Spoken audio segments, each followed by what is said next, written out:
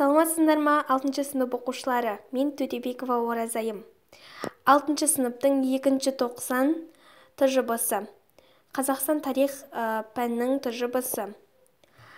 Мынау бірінші тапсырма. Бұда иә жоқ. Ал мынау екінші тапсырма, жалған ақиқат. Ал мынау бірінші тапсырма, мәдениетін жазамыз. Ал мынау екінші тапсырма, саудасы. Ал мынау үшінші тапсырма, шаруашылығы.